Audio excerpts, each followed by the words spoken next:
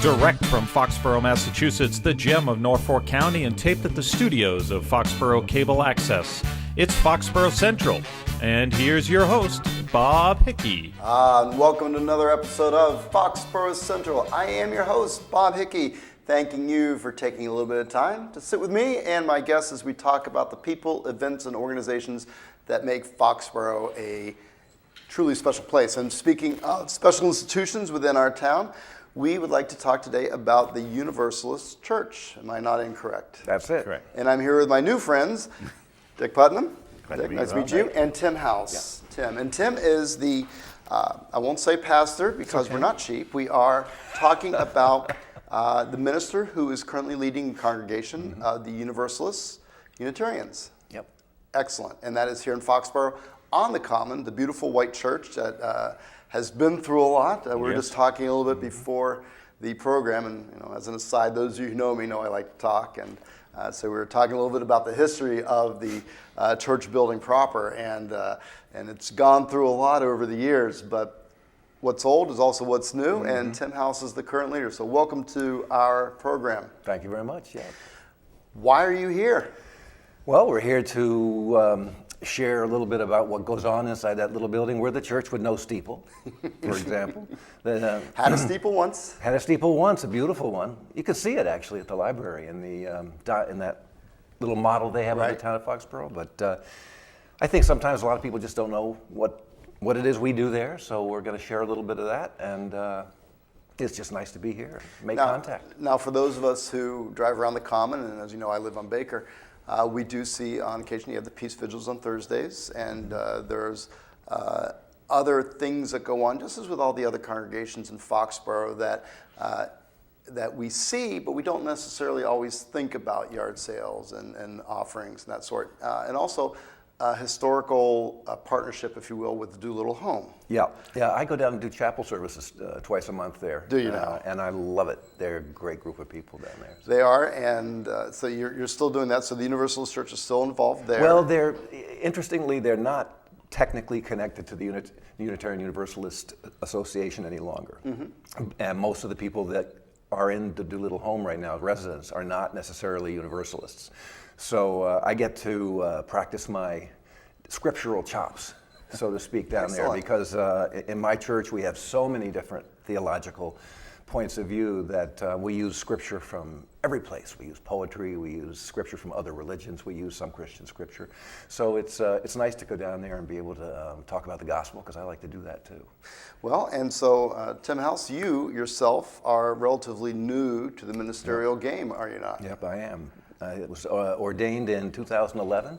Did my internship in Boston at the first church in Boston, and I was a teacher. I taught at Emerson College for 20 plus years in Boston. Okay. So this was an If interesting change at my age. If you look around our studio, you may find another Emerson leader somewhere around here. I don't know. I'm sure you would, because this is the right environment for an Emerson person. We love our technology. Yeah, and media. So yeah, it was good. I was a theater teacher there, and got to thinking that some of my students needed something different than just my knowledge about theater. They needed me to care about them and care about their work, just love them, my college students. And so slowly that sort of evolved into making this change. And Mr. Putnam, you are a leader at the church. What is the official title other than just congregationist who does everything? Well, right now I'm just a congregant. But Who does everything? But over the years I've been in all of the positions that are in there. Especially when we were at a low point with membership, we would do 4 or 5 jobs at a time. But since then we've grown, and we don't need to do that. And I'm kind of cheerfully semi-retired. Well, that's always a good thing, to be able to lead yourself into retirement. That's right. And be able to look with a little bit of happiness on the work that you don't have to do anymore. Right, but we still enjoy volunteering. It's been well worthwhile. So you're saying that the congregation is going strong these days and things are good? Things are good, that's for sure. We have grown a little bit. Like almost all mainstream Protestant churches right now, it's you get some new people in, and then some other people are out. So we're pretty We're pretty steady at the moment, but and we're small. We're just a small church. Well, let's talk about that for folks in town who may be either new to town or maybe looking for something new.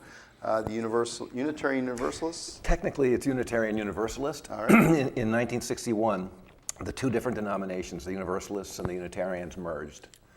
They felt that they had enough things in common interests, and they both were relatively low in their numbers, so they thought they could improve. Mm-hmm. And so I don't know how the Unitarians won, but they won the first place match. Maybe it just flows off the tongue better. Maybe, yeah. But we are, the movement now, what we call ourselves a movement or a denomination, the movement is getting more and more and more back to its Universalist roots. The Universalists were Christians all along, still are. They identified as Christians. The Unitarians were also, we all came out of the Reformation. We all came out of the same Protestant roots that every other Protestant religion did. But gradually over time, as transcendentalism was introduced, transcendentalism is based on the idea that you find divinity from within yourself. You feel it. You just know God from inside. And that took the Unitarians a little further away from the Christian scriptures, not against them, simply they started reading them more critically and decided that they didn't think they believed the Trinity was in the Bible, the idea of the Trinity. So whether you agree with that or don't agree with that, that's where the uni comes from in Unitarian. Instead of Trinitarian, we are Unitarian.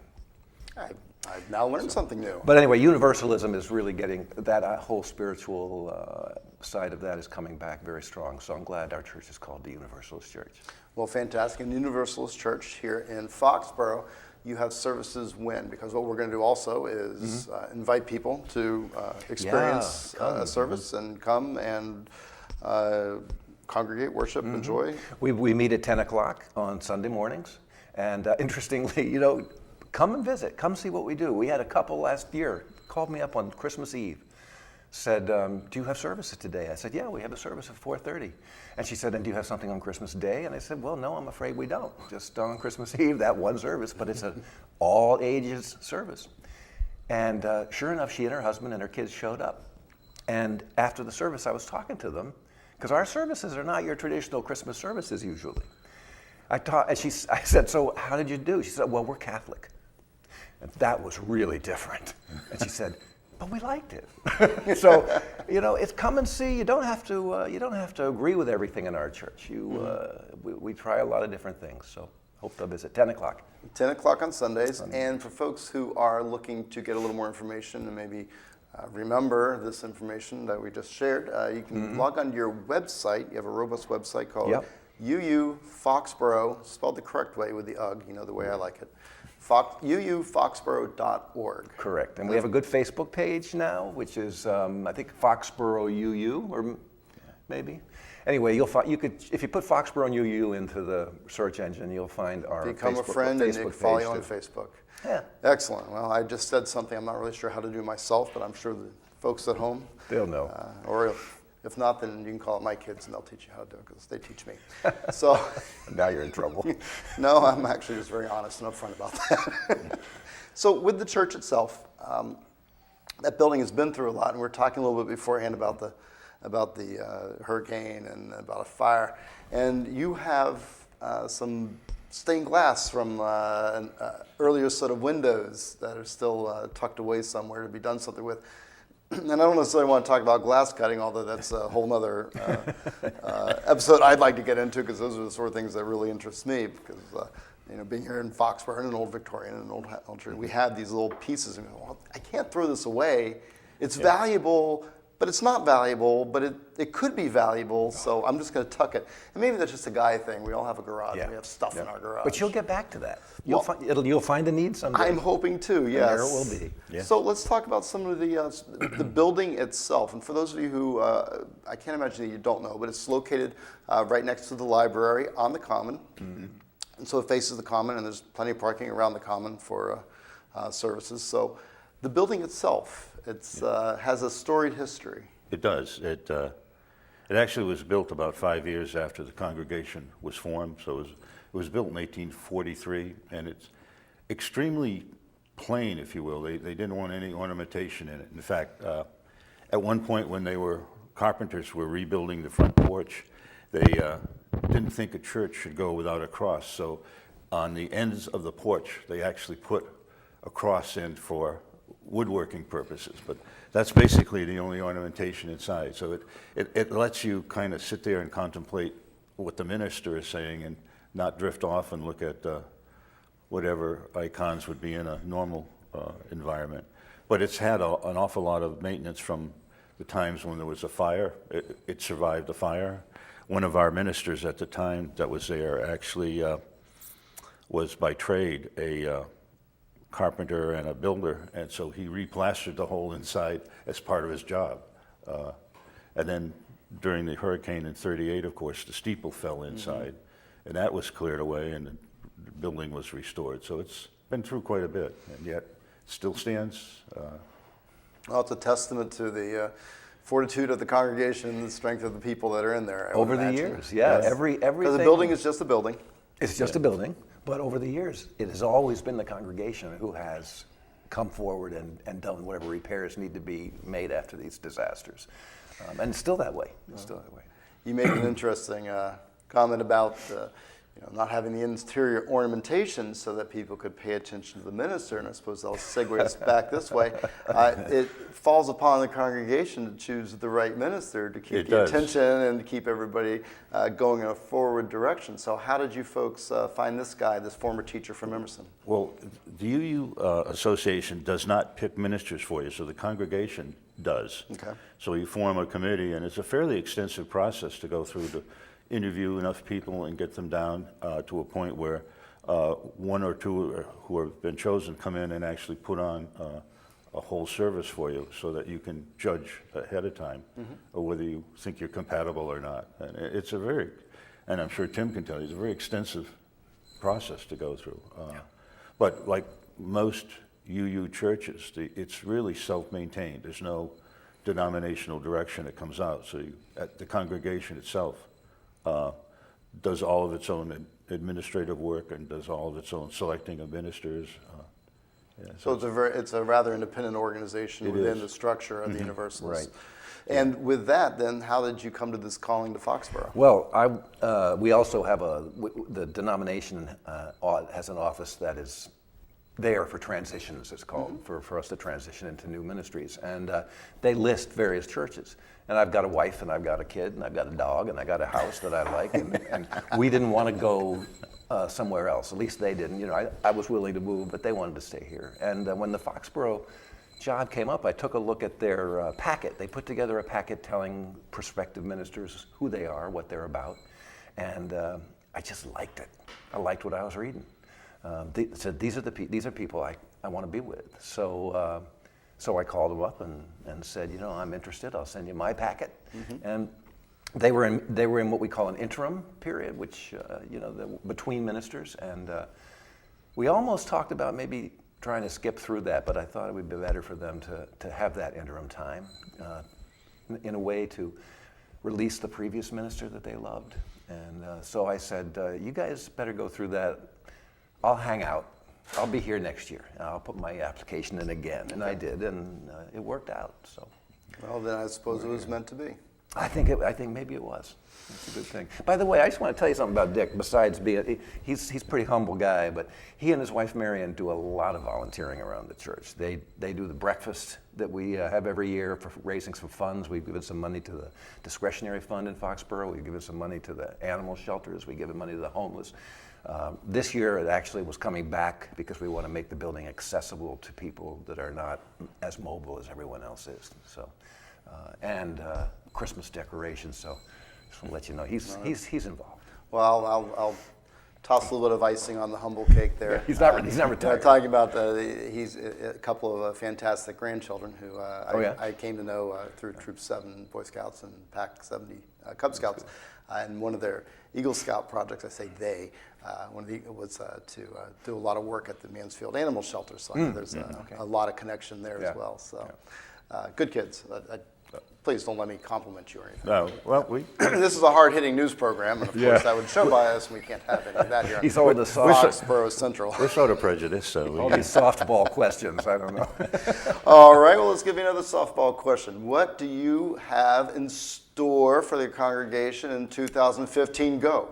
That's a real good question. What we're trying to do. Or would you rather ask this question? no. No, you want me to ask it? Okay. Yeah. As a small congregation, it's very hard on the congregants. We have to keep, everyone in the church has to keep everything going, and they're tired. You know, I mean, they work very hard to do what they do, and they all have jobs, they all have 2 kids. I was thrilled when I found out this church was very middle-aged, until I realized that if we don't have a lot of retired people or a lot of young people with no kids, who's going to do all the work, you know? So we have a small group that works hard, and it's taken the last couple years for them to just sort of keep things together. And now we're getting to a point where we can start to open up. And so we're starting to get more, trying to get more involved in this community. We're trying to get more involved in the greater world.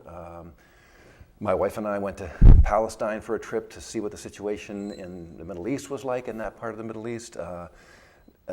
We have a partner church program in the Unitarian Universalist denomination, which partners us with churches in other parts of the world.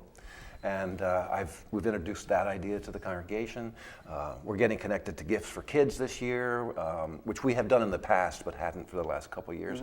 We wanted to get our choir into the Christmas concert, and last year we were there. This year we were ready to be there, and we had some personal issues came up in the church, and we don't have enough people, so we couldn't replace those parts. And it's a very difficult 5-part harmony. So those are some of the things. We're looking for ways to get ourselves a little bit more connected to this community. Okay. Well, it sounds like then you have a lot of opportunity for folks who, if you will, to get in and get involved from the get-go. Yeah. And I think the thing that people should know about us, we have a sign that hangs out most of the time out front of the church. It says, "Imagine a religion that celebrates many different beliefs, including yours." Because there are people out there who have different beliefs. And this is a place where you can come and be a part of it and not feel like you're in the wrong place. You're out of place. And whether you come every Sunday or not doesn't matter. And we have some ways to get you connected to the Excellent. world. And for folks who want to get connected with, my guests, of course, are Dick Putnam with Congregation and Tim House, who is the leader. I'm not going to call him a pastor. I'll call him Minister House. Or I'll just call him Tim. You can call me Pastor House. I'll call him Tim today. And you can call him Tim too if you go to one of their services on a Sunday morning at 10 a.m. They are welcoming to all. You can also check them out on the web at Foxborough, spelled the correct way, UGH.org, UUFoxborough.org. So with your, as we have these conversations, and people who know this program know it's fairly organic as we flow along, and I wish we always had more time, but the trip to Palestine, how did that come about? My wife and I have been supporting a group in Boston called Grassroots International for a very long time, almost 30 years, financially. And they had a delegation organized to go to, they support Palestinian small groups that are trying to help their people just survive during the occupation. And we decided to go see firsthand what it was all about, what these partners of ours were doing, what we were supporting, rather than just reading about it. So it was a fascinating, eye-opening and pretty troubling trip. The people that live in the West Bank are dealing with some very difficult circumstances, and it's not, to me, it's not about a political issue. It's really about how people are being forced to live, and so we came back. And there's a lot of history changed. in that, and it's a very complex situation. Long, complex situation, but yeah. I suppose here in America we have a bit of an easier time of it, in that our borders are much harder to breach, and that our conquests from one coast to the other coast happened so far long ago in our history that we have a sense of security, perhaps a false sense of security, going back to 9/11 and the current situation in the world, that maybe a trip like that is a great eye-opener as far as letting you see on the world stage exactly where America sits, and also how tenuous all of our freedoms are if you look at it in the context of what other groups are going through and where they're at. Yeah, actually, I just preached on this yesterday, talking about dignity, and I think if you can get away from politics for 5 minutes and get away from religion, thinking that one religion it has to be better than another, and just look at human beings and think about the fact that we all are born with this inherent worth and dignity. That's our first principle as Unitarian Universalists. We affirm the inherent worth and dignity of every person.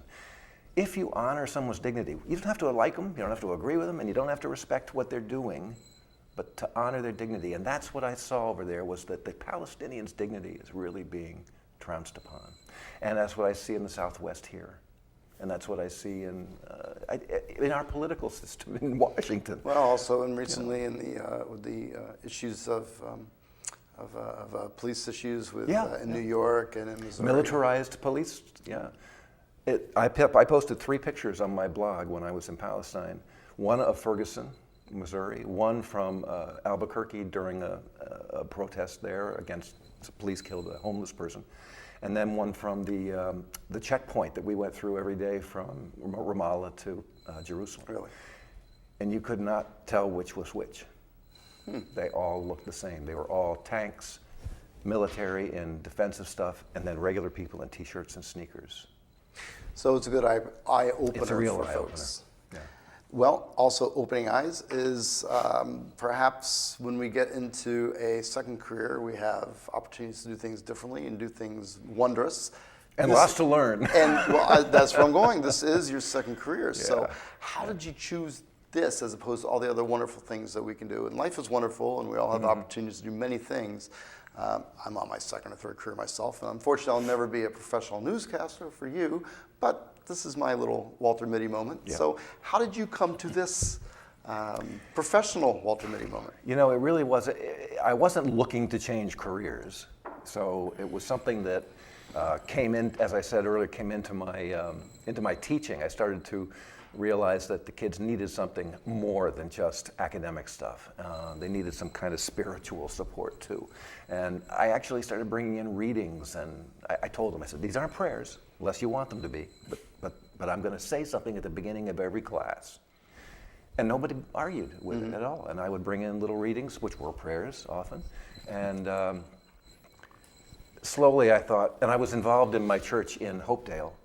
My wife and I went to the Hopedale Church, the Unitarian Church, and I was involved in the So you're already in the faith. I was, but late. We both grew up Anglican. We were both Episcopalians, my wife and I, and then unchurched for a long time, and then when our son was born, as many people do, you seek out a community. And we didn't look for Unitarian Universalism, we just looked for the right group, and Hopedale happened to be that at the time. So I was involved with putting on services there when the minister was out of the pulpit because of my theater and my academic background. He does clearly have a difficult time speaking. Yeah, I hate to talk. That I'm whole very public shy. speaking thing is foreign, isn't it? But we accept it. You're teaching him. We're getting him back to where he should be. Yeah. Good. It's very good of you, Dick. And I had always been interested in theater, not because of the show business side of it, more from the side where you get in a room with some actors and try to figure out why human beings do the things they do. And so I can give you an example, a funny story. I was 2 years into seminary and still teaching part-time at Emerson. And I got in the elevator one day and ran into my old chair from the theater department. And she said, so how are you, Tim? I said, I'm fine, but Mary, can you believe it? I'm going to seminary. Isn't that crazy? And she looked at me, and she didn't drop a beat. And she said, no, that's the only reason you ever did theater anyway. So I guess some other people knew that I was headed in this direction even before I knew I was headed in this direction. So they say life calling is a life calling, whether you know it or not. Yeah, so. yeah. I mean, how human beings relate to one another is what religion's always been about, and how we relate to the rest of the cosmos. So theater and religion grew up together. They have that in common. They are different, and I'm learning that. And I'm here but with they have Tim, similarities. And that is very concise way of saying how we got here, and that's not everybody can really put that into words. So that was enjoyable. I enjoyed that, and you'll get an opportunity to enjoy Tim House at the Universalist Unitarian Universalist Church. I will get this right on Sunday mornings at 10 a.m. But as we invite people to the services, I always like talking to the congregants who are actually part of it. What is it that you and your family finds to be fulfilling, enjoyable? Because we could all be parts of so many different organizations. I volunteer for certain groups, and you do. But why do you choose the UU Church? We, as Tim mentioned, so many people did. I probably never would have gone to church except when the children are young. You think they need a perspective and a point of view that is probably beyond the family, just to see a spiritual side of life that they might not get, and certainly can't get in a public school system. And so we started taking the children, and we found that while they were downstairs, we were very comfortable with the messages we were getting upstairs. And it's a point of view during the week where we take time out and just explore things spiritually that we wouldn't, in a busy lifetime, you just don't have time normally to sit down and think about a lot of these things. And whether you agree with the message that day or not doesn't really make any difference. It makes you sit there and think about something outside your own self. And I think, we kind of assimilated into that process so that we've been there almost 45 years. So wow. I guess something took hold. I would imagine so. And to be challenged, I suppose, is why we all strive to learn more and to become a little bit more involved, or at least a little more in tune with what's going on in our world. So it sounds like it's a fulfilling opportunity for you. Yes, it was. Has been. Well, that's a good message to send out. We are so close to running out of time. I'm going to give you the last word, of course, Tim.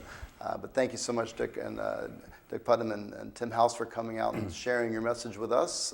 Folks, one last time, if you would like to attend service to see what's been so enjoyable for Mr. Putnam and his family for the last 45 years, or to see why Mr. House has made it his calling over the last 1.5 years?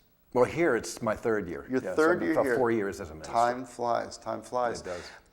And experience for yourself some of what they have to offer. The Unitarian Universalists, I got it right, meet at 10 a.m. on Sunday mornings here at their church on the Common. Park around the Common. You can walk there. You can't miss it. It's next to the library here in Foxborough. Or you can check them out on the web at Foxborough, spelled FOXBOROUGH.org. Follow them on Facebook. If I were to follow you on Facebook, what is the message I would get? You'd probably see, first off, that each month we have a different worship theme, so that we try to focus our services and our religious education as much as possible around that theme. This month's theme is innocence, because I think that the birth of Jesus talks a lot about what innocence is and where it went, and how we can get some of it back. And you will see that we have a lot of really cool, smiling faces, young people, teenagers collecting money for the homeless. So it's an active place. You'll see some faces. That's the main thing. Good group of people. That's what makes a church work. There you go. And they work hard. That's fantastic. And so, Tim House, thank you very much for coming out. Thank you. It was great of you to have us. Dave Putnam, thank you for coming out. You're welcome. And thank you, folks, for taking the time to sit with me and my guests as we learn more about the Unitarian Universalist Church. If you'd like to see a replay of this, maybe you forgot to take down all your good notes, you can always check us out on the web at www.fcatv.org. They're looking for folks, and we're always looking for folks too, who may want to, if you will, enjoy their inner theater and maybe translate that into a volunteer opportunity, either on the air as I do, or behind the scenes as my wonderful volunteer crew today: Betty Travers, Deb Storrs behind the cameras, Paul Beck behind the glass, who make all this possible and bringing it to you. Stop by our studios at 29 Central Street here in beautiful Foxborough. We've got the blue awning. We welcome you to come check us out. On behalf of all the volunteers and staff, including Executive Director Michael Weber, our programmer Lauren Bittart, and my crack editor Jillian Larson, thank you for joining us, and I hope you have a wonderful day, Foxborough. Take care.